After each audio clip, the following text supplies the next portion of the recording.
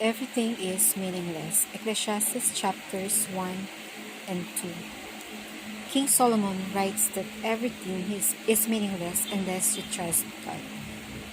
King Solomon was a man who had great power and riches. He could do anything he wanted and lived a very rich lifestyle, full of all kinds of pleasures. He was a thinking man also and wrote about his life, his experiences, and how he felt. And many of the things he thought would bring him happiness only brought sadness. Utterly meaningless. Everything is meaningless, he wrote. King Solomon noted that everyone dies and that when you die, you lose all the things you have made and bought and owned. What does a man get for all his hard work? He asked.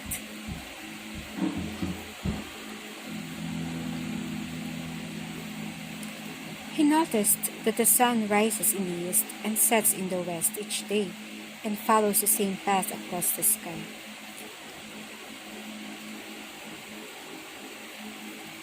He observed that the wind blows south and north, here and there, twisting back and forth, getting nowhere.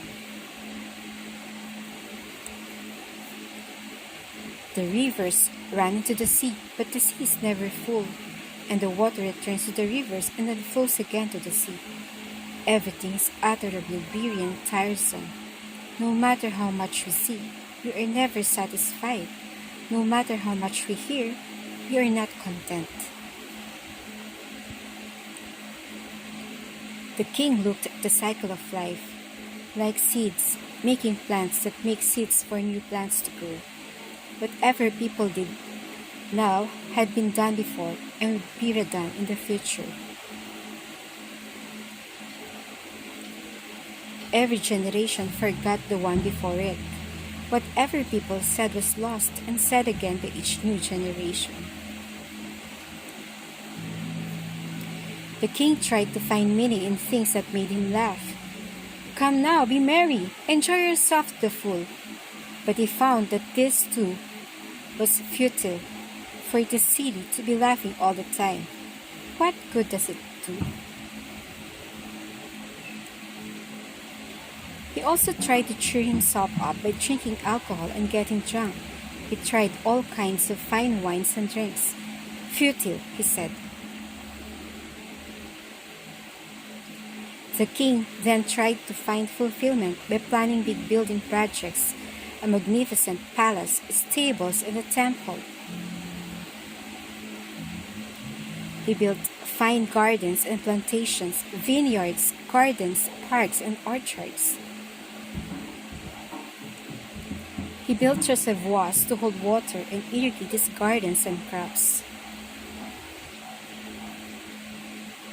King Solomon bred great herds and flocks, more than any of the kings before him.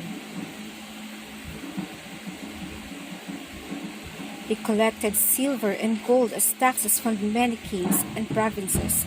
He was the richest man on earth, but it did not bring him happiness. In the cultural arts, he organized men's and women's choirs and orchestras. Anything he wanted he took and did not restrain himself from any joy. He even found great pleasure in hard work.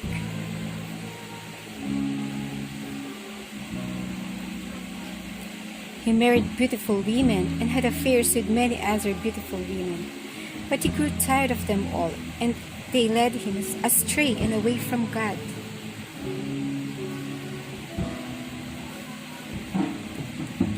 So having tried all the pleasures of earth, what did the king conclude? He wrote, "As I looked at everything I had tried, it was all so useless, a chasing of the wind, and there was nothing really worthwhile anywhere."